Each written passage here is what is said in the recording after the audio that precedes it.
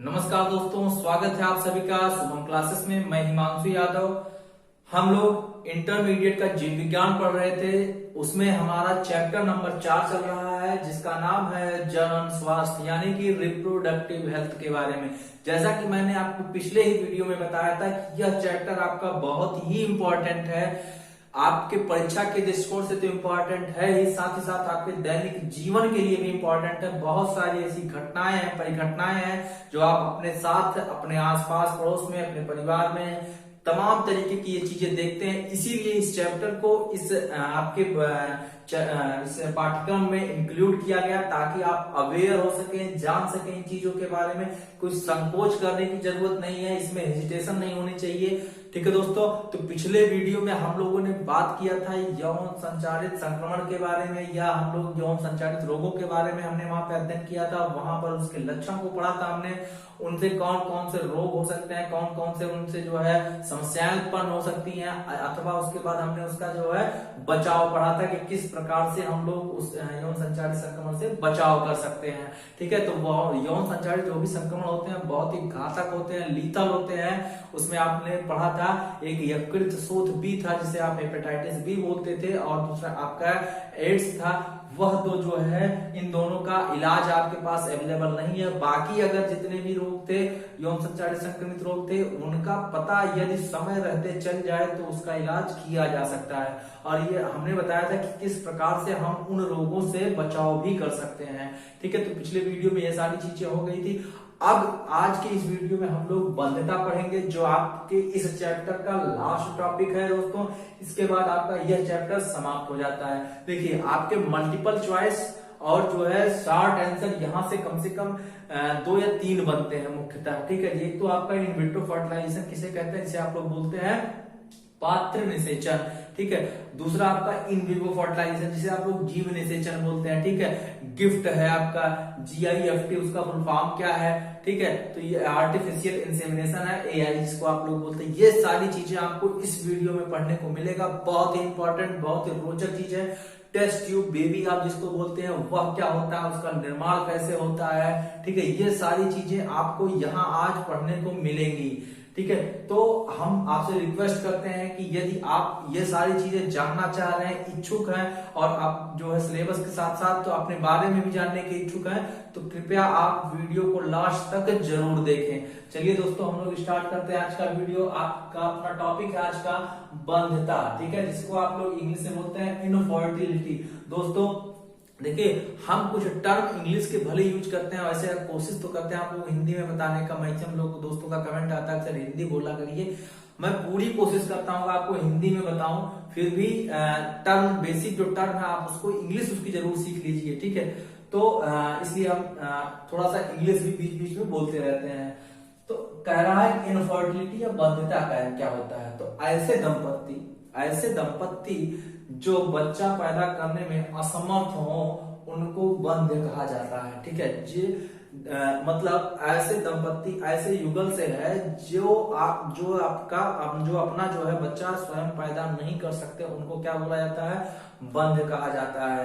बात समझ में आई। तो दूसरी चीज, जो कुछ ऐसे लोग होते हैं जो असुरक्षित सहवास के बावजूद भी बच्चा पैदा करने में असमर्थ होते हैं। ठीक है, इनके तमाम कारण हो सकते हैं। तमाम कारण मतलब ढेर सारे कारण हो सकते हैं, जैसे शारीरिक कारण हो सकता है, मानसिक कारण हो सकता है, मनोवैज्ञानिक कारण हो सकता है, साथ ही साथ कोई औषध या ड्रग आप ले रहे हो। ठीक है, वह पर्टिकुलर व्यक्ति कोई औषध या ड्रग ले रहा हो, उसका प्रतिरक्षात्मक या इम्यूनोग्लोबिन, ठीक है, इम्यूनोलॉजिकल कोई कारण हो सकता है, या जन्मजात हो सकता है, या किसी पर्टिकुलर रोग के कारण हो सकता है। मतलब बंध्यता आपकी विभिन्न कारणों से हो सकती है। ठीक है, जिसे आपने आपको बताया शारीरिक या फिजिकल कारण से।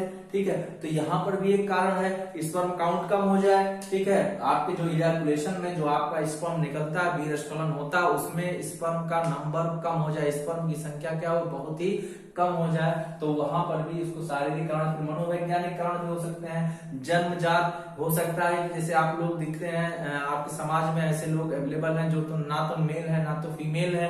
ठीक है, वो रिप्रोडक्शन करने में कैपेबल नहीं है, मतलब वो अपना बच्चा खुद पैदा नहीं कर सकते। ठीक है, तो उसको हम लोग बोलते हैं जन्मजात रोगजन्य। रोगजन्य मतलब कोई ऐसा रोग हो जाए जिसके कारण जो आप जो है इनफर्टिलिटी डेवलप कर जाए तो उसको बोलते हैं रोगजन्य। अगला आपका औषधि, मतलब कोई ऐसी ड्रग दे दी जाए लगातार या कुछ दिन तक या कोई एक बार दे दी जाए, ठीक है, या ड्रग एडिक्ट हो जाए, तो ऐसे लोगों में भी जो है क्या है, औषधि के कारण बंधता अपने आप उत्पन्न हो जाती है, प्रोड्यूस हो जाती है, ठीक है। अगला है प्रतिरक्षात्मक। जैसे आप लोग देखते थे कि आप लोग ने पढ़ा होगा पिछले कक्षाओं में एरिथ्रोब्लास्टोसिस फेटालिस के बारे में, ठीक है। तो बहुत सारे कारण हो सकते हैं, चलिए हम लोग उनका एक एक करके अध्ययन करते हैं, ठीक है।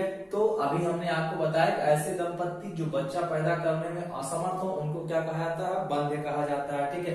तो भारत देश में, ठीक है, भारत देश में एक धारणा रही है, एक कॉन्सेप्ट रहा है, मिस कॉन्सेप्ट हम कहेंगे, कॉन्सेप्ट क्या, एक जो है गलत धारणा रही है।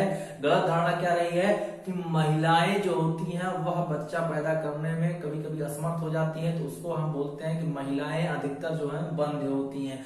मतलब भारत में जो धारणा क्या है, गलत धारणा क्या है कि महिलाएं अधिकतर जो होती हैं वो बंध्य होती हैं। मतलब ऐसे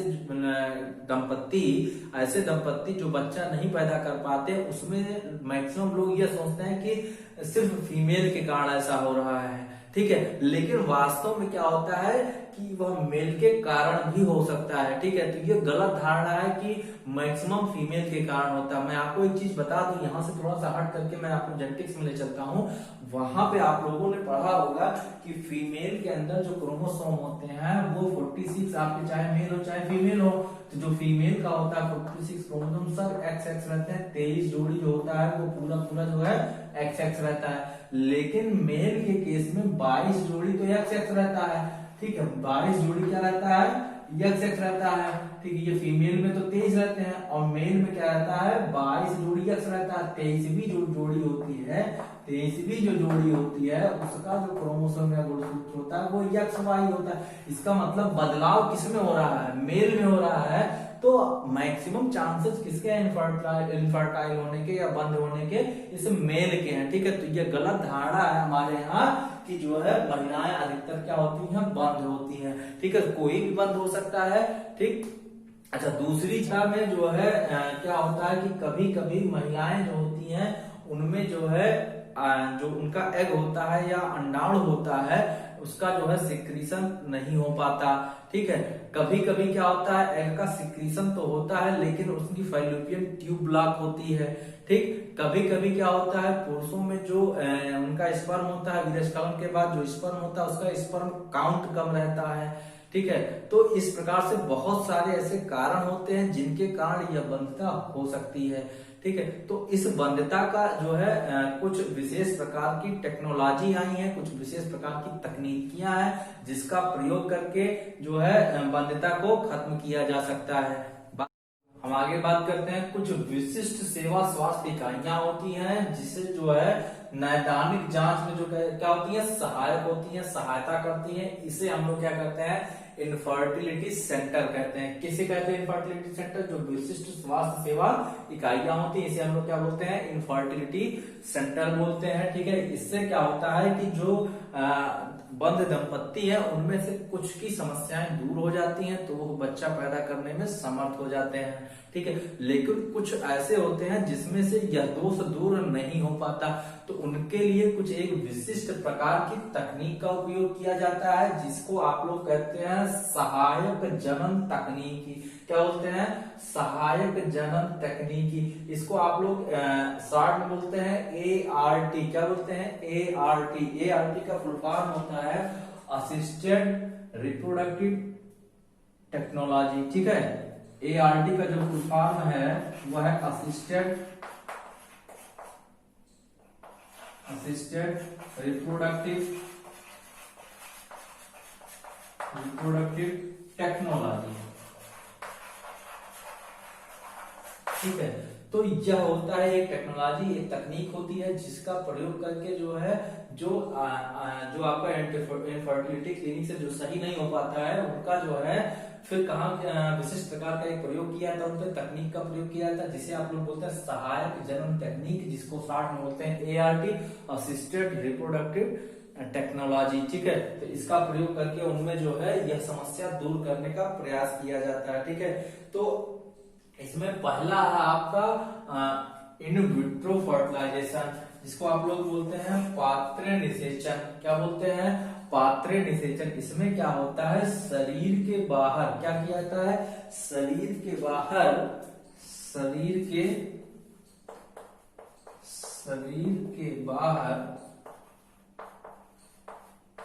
शरीर जैसा वातावरण दिया जाता है, शरीर जैसा वातावरण दिया जाता है।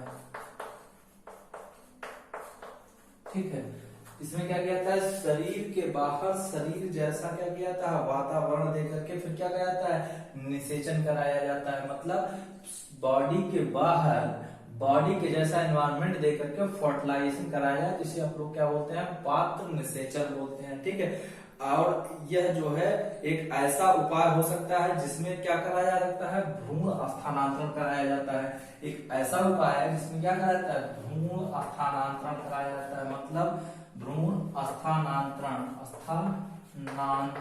ठीक है, इसका मतलब हो गया, इसको इंग्लिश में आप लोग बोलते हैं एम्ब्रियो ट्रांसप्लांटेशन। ठीक है, एम्ब्रियो ट्रांसप्लांट कराया जाता है कहाँ, ठीक है, फर्टिलाइजेशन शरीर के बाहर करा दिया जाएगा। ठीक है, और इसके बाद उस जो आपका एम्ब्रियो बनेगा, जो आपका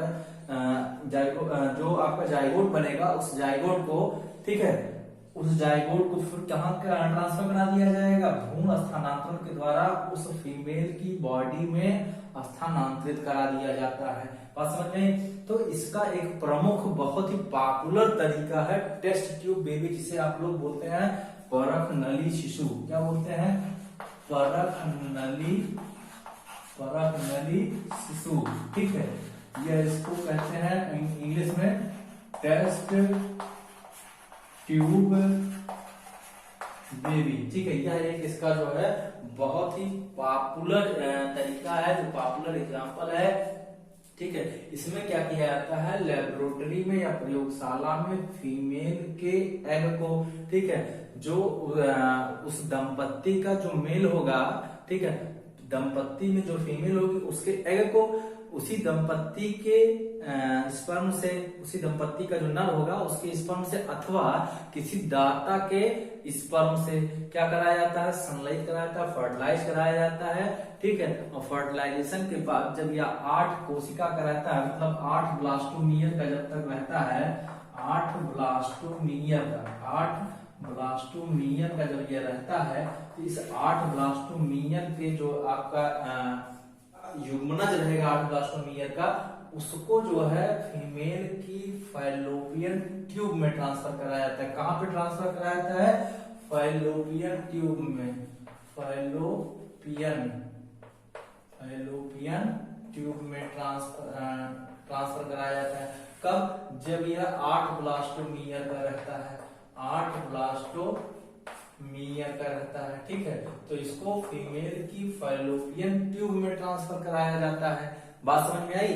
तो इसको आप लोग बोलते हैं जाइगोट इंट्राफैलोपियन ट्रांसफर। क्या बोला जाता है, जाइगोट इंट्राफैलोपियन ट्रांसफर, जिसे आप लोग जिफ्ट भी कहते हैं। ठीक है, तो आइए हम लोग देखते हैं अलग से जो है इसको मिटा करके थोड़ा सा साफ करके देखते हैं। यहाँ पर जिफ्ट क्या होता है, तो जिफ्ट में क्या होता है, जो आपका 8 सेल ब्लास्टोमियर का जो आपका युग्मनज है, ठीक है, उस युग्मनज को क्या करते हैं, फीमेल की बॉडी के फैलोपियन ट्यूब में, ठीक है, कहां पर, फैलोपियन ट्यूब में ट्रांसफर कराया जाता है। ठीक है, तो जब फैलोपियन ट्यूब में ट्रांसफर कराया जाएगा तो उसी को आप लोग जिफ्ट बोलेंगे। क्या बोलेंगे, जिफ्ट बोलेंगे। ठीक है,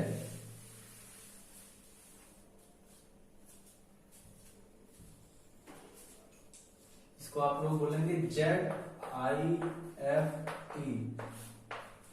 इसको आप लोग बोलते हैं जाइगोट इंट्रा फैलोपियन ट्रांसफर। ठीक है, ये किसका कराया जाता है, जो आपका 8 ब्लास्टोमियर का एट ब्लास्टोमियर का क्या होता है, जो आपका युग्मनज होता है।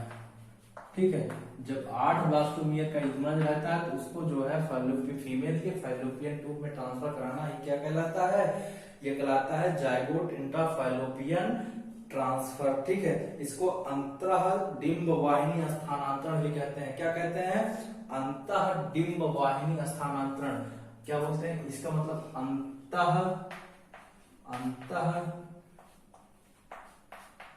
डिंब वाहिनी स्थानांतरण। ठीक है, यही जिफ्ट का फुल फॉर्म है ये, अंतःडिंब वाहिनी स्थान। डिंब वाहिनी का मतलब फैलोपियन ट्यूब। ठीक है, ट्रांसफर का मतलब स्थानांतरण, इंट्रा का मतलब क्या हो गया, अंतः। ठीक है, तो जो जाइगोट होगा उसका जो है फैलोपियन ट्यूब में ट्रांसफर कराना क्या कहलाएगा, 8 ब्लास्टोमियर के यदि है तो उसको zygote intra fallopian tube transfer बोलेंगे। ठीक है, अच्छा, जब आपका जो 8 सेल ब्लास्टोमियर से ज्यादा हो जाए, ठीक है, तो जो भ्रूण है वह 8 सेल ब्लास्टोमियर से यदि ज्यादा हो जाए तो उसे मादा के गर्भाशय में ट्रांसफर किया जाता है। ठीक है, उसे मादा के कहां पर, गर्भाशय में ट्रांसफर किया जाता है। जब 8 ब्लास्टोमियर से अधिक का भ्रूण हो जाए, 8 ब्लास्टोमियर से अधिक, ठीक है, 8 ब्लास्टोमियर से अधिक का भ्रूण हो जाए। ठीक, जब आपका भ्रूण है वो 8 ब्लास्टोमियर से अधिक का हो जाए तो उसको उसको कहां सीधा ट्रांसफर किया जाता है, फीमेल के यूट्रस में। ठीक है, मतलब यूट्रस का मतलब गर्भाशय में। ठीक, अब देखिए यहाँ पर बहुत ही समझने वाली चीज है, इसको बोला जाता है इंट्रा यूटराइन ट्रांसफर। क्या बोला जाता है, इंट्रा यूटेराइन ट्रांसफर। ठीक है, अब आप देख रहे हैं कि 8 ब्लास्टोमियर से का था जब आपका भ्रूण, तो उसको कहां कराया गया, फैलोपियन ट्यूब में कराया गया। उसको बोला गया, इस प्रक्रिया को जिफ्ट बोला गया, जाइगोट इंट्राफैलोपियन ट्रांसफर या अंतः डिंब वाहिनी स्थानांतरण बोला गया। लेकिन जो आपका ब्लास्टोमियर 8 ब्लास्टोमियर था, भ्रूण जो था वह 8 ब्लास्टोमियर से अधिक का हो गया, तो उसको कहां कराया था, फीमेल के यूट्रस में कराया जाता है, यानी कि गर्भाशय में कराया जाता है। यहाँ पे फैलोपियन ट्यूब या डिंब वाहिनी में कराया जाता था, यहाँ पर क्या होता है, यूट्रस में कराया जाता है जब 8 से अधिक हो जाता है, 8 ब्लास्टोमियर से अधिक। इस प्रक्रिया को बोलते हैं इंट्रा यूटराइन ट्रांसफर। क्या बोलते हैं, इंट्रा यूटराइन ट्रांसफर कहते हैं। ठीक है, अच्छा, तो यह तो आपका एक तरीका हो गया इन विट्रो फर्टिलाइजेशन का। ठीक है, तो लेकिन अगला आपका इन विवो फर्टिलाइजेशन। तो आइए हम लोग देखते हैं कि आपका इन विवो फर्टिलाइजेशन क्या होता है। चलिए दोस्तों, आपका अगला है इन विवो फर्टिलाइजेशन। ठीक है, जिसे आप लोग हिंदी में बोलते हैं जीवे निषेचन। क्या किसमें होता है, उन स्त्रियों में होता है जिसमें गर्भधारण करने में समस्या होती है, अर्थात जिसमें ऐसी स्त्री जिसके अंदर जो है भीतर ही युग्मकों का संलयन कराया जाए। ठीक, इसमें क्या होता है कि कोई ऐसी स्त्री जिसमें अंडाणु का निर्माण ना हो पाए, लेकिन उसके अंदर फर्टिलाइजेशन और भ्रूण का परिवर्धन मतलब एम्ब्रियोनिक डेवलपमेंट करने के लिए पर्याप्त जो है अनुकूल दशाएं उपस्थित हो, तो उसमें इस प्रकार का फर्टिलाइजेशन होता है, जिसे आप लोग बोलते हैं इन विवो फर्टिलाइजेशन। जैसे कोई स्त्री है, ठीक है, हमने बताया कि उसमें अंडाणु का उत्सर्जन नहीं हो सकता, लेकिन उसमें फर्टिलाइजेशन और एम्ब्रियोनिक डेवलपमेंट हो सकता है। ठीक है, तो इसमें क्या किया जाता है, एक जो डोनर फीमेल होती है, डोनर फीमेल से अंडाणु को लिया जाता है, और जो आपकी जो फीमेल होती है उसके अंदर उसके दूसरे वाली फीमेल के अंडाणु को इसकी फैलोपियन ट्यूब में क्या कर दिया जाता है, ट्रांसफर कर दिया जाता है। तो इसको बोलते हैं गैमीट इंट्राफैलोपियन ट्रांसफर। क्या बोलते हैं, गैमीट इंट्राफैलोपियन ट्रांसफर बोलते हैं, जिफ्ट बोलते हैं, GIFT। ठीक है, क्या बोलते हैं, जिफ्ट। जिफ्ट का मतलब होता है गैमीट, फुल फॉर्म होता है gamete intra fallopian fallopian transfer, ठीक है, इसको बोला जाता है गैमीट इंट्रा फैलोपियन ट्रांसफर, ठीक है।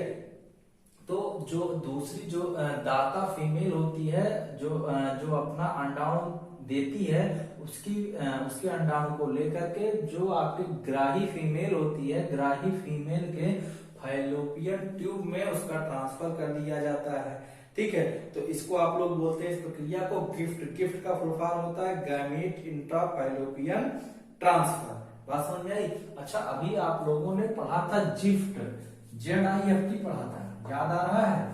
ZIFT, जिफ्ट और गिफ्ट दोनों अलग अलग चीजें हैं। इसका होगा जाइगोट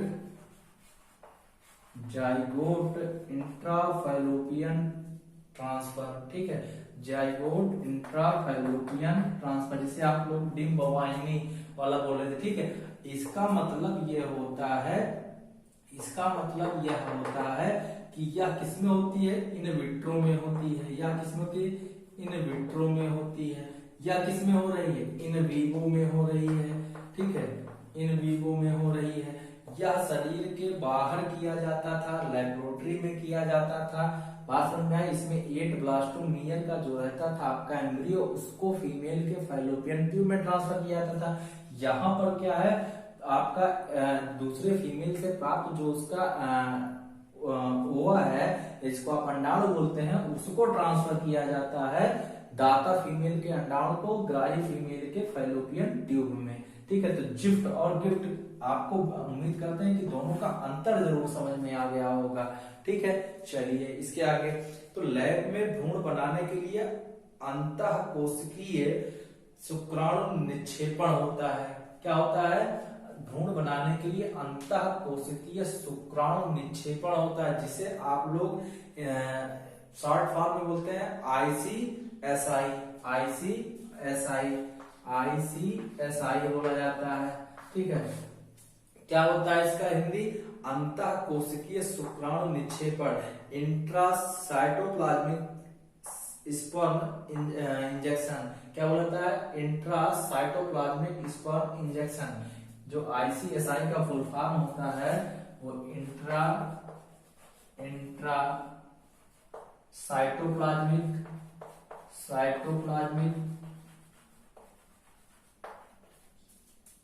सीमन इंजेक्शन, ठीक है। इसको आप लोग शॉर्ट में बोलते हैं ICSI, ठीक। चलिए हम फिर आगे इसके देखते हैं। तो यह जो है दूसरी विशिष्ट प्रकार की क्या है? एक क्रिया है। कौन? ICSI, इंट्रासाइटोप्लाज्मिक सीमन इंजेक्शन जो है, यह एक विशिष्ट प्रकार की दूसरी क्रिया है, जिसमें स्पर्म को सीधा ओवम में क्या कर दिया जाता? अंतःक्षेपित या इंजेक्ट कर दिया जाता है। इसमें क्या होता है? स्पर्म को ओवा में सीधा डायरेक्टली क्या कर दिया जाता है? इंजेक्ट कर दिया जाता है या अंतःक्षेपित कर दिया जाता है, ठीक है। तो यह दूसरी विशिष्ट प्रकार की प्रक्रिया है। इसके अलावा इन वीवो के अलावा यह दूसरी विशिष्ट प्रकार की प्रक्रिया है, जिसमें क्या किया जाता है? स्पर्म को ओवा के अंदर सीधा इंजेक्ट करा दिया जाता है, ठीक है। जो पुरुष स्पर्म ऐसे पुरुष जिसमें स्पर्म जो है फर्टिलाइजेशन के कैपेबल नहीं रहते हैं, अथवा जिसमें इजाकुलेशन या स्खलन के दौरान जो स्पर्म काउंट होता है वह कम होता है, अर्थात वीर्य का जो नंबर होता है वह कम होता है, तो ऐसे पुरुषों में क्या किया जाता है? उसके वीर्य को लेकर के, ठीक है, अथवा किसी दाता पुरुष के स्वस्थ वीर्य को लेकर के, ठीक है, स्वस्थ स्पर्म को लेकर के क्या किया जाता है? जो अंडाणु होता है, ठीक है, तो जो अंडाणु होता है, या हम कह सकते हैं कि जो फीमेल होती है उसकी बॉडी में, गर्भाशय में, अथवा जो है उसके वजाइना में जो है उसका ट्रांसमिशन करा दिया जाता है, जिसके थ्रू क्या हो जाता है? फर्टिलाइजेशन स्वतः हो जाता है। तो यह कुछ एक प्रकार हो गए आपके। बंधकरण आपने पढ़ लिया, किस प्रकार से फर्टिलाइजेशन हो सकता है, आर्टिफिशियल इंसेमिनेशन आप लोगों ने पढ़ लिया, ठीक है। तो इस प्रकार से ये सारी चीजें आप लोगों ने पढ़ करके खत्म कर ली।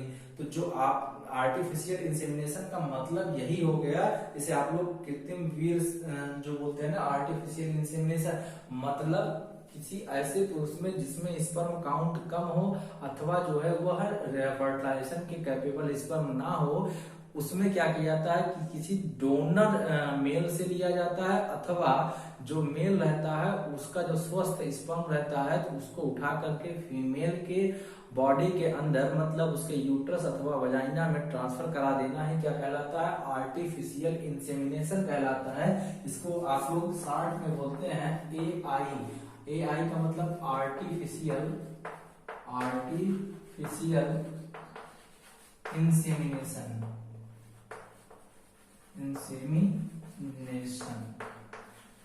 ठीक है, इसी को आप लोग हिंदी में बोलते हैं कृत्रिम वीर्य। ठीक है, कृत्रिम वीर्य। ठीक, चलिए इस प्रक्रिया को गर्भाशय वीर्य सेचन, इंट्रायूटेराइन इंसेमिनेशन बोलते हैं। क्या बोलते हैं? Intrauterine insemination.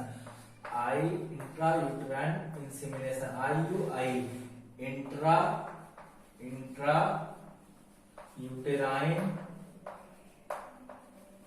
इंट्रायूटेराइन इंसेमिनेशन किसको बोलते हैं? ये आपका जो है आर्टिफिशियल इंसेमिनेशन होता है। इसी को बोलते हैं जब इसके स्पर्म को फीमेल के यूट्रस में डाला जाता है तो वही प्रक्रिया क्या कहलाती है? इंट्रायूटेराइन इंसेमिनेशन ही इसको जो है वास्तव में बोला जाता है। हिंदी में भी सही हिंदी यही है। इसका पूरा हिंदी तो हमको नहीं पता है, बाकी इसको यही बोला जाता है, यही याद कर लीजिएगा। ठीक है, तो इस प्रकार से आप लोग देख रहे हैं कि किस प्रकार से जो बंध दंपत्ति होते हैं, किस प्रकार से उसमें जो है हम लोग बच्चे को पैदा करा सकते हैं। ठीक है, तो बहुत सारे तरीके आप लोगों ने पढ़े, इस चैप्टर में सीखा। तो यह तरीका जो है जो आपका मिसकॉन्सेप्ट था, जो आपका एक गलत धारणा है आपके यहाँ कि फीमेल जो होती हैं अधिकतर वही बंध होती हैं, तो यह चीज आप लोग दिमाग से निकाल दीजिए। किसी में बंध हो सकता है। ठीक, कोई पर्टिकुलर ह्यूमन मतलब जो आदमी हो सकता है वह भी हो सकता है, फीमेल भी हो सकती है। ठीक है, तो जो अधिकतर वाला कॉन्सेप्ट है उसको खत्म कर दीजिए। ठीक, और उम्मीद करते हैं आज का वीडियो आपको समझ में आया होगा, पसंद आया होगा। यदि आपको समझ में आया है तो पसंद आया है तो आप लाइक और कमेंट करके जरूर बताएं। यदि आप नए हैं तो चैनल को सब्सक्राइब करना ना भूलें। Thank you. इसी के साथ साथ आपका ये चैप्टर भी समाप्त होता है। ठीक है दोस्तों, तो आप जो है इसके क्वेश्चंस करिएगा, जो नहीं समझ में आएगा वो आप कमेंट करके बताइएगा।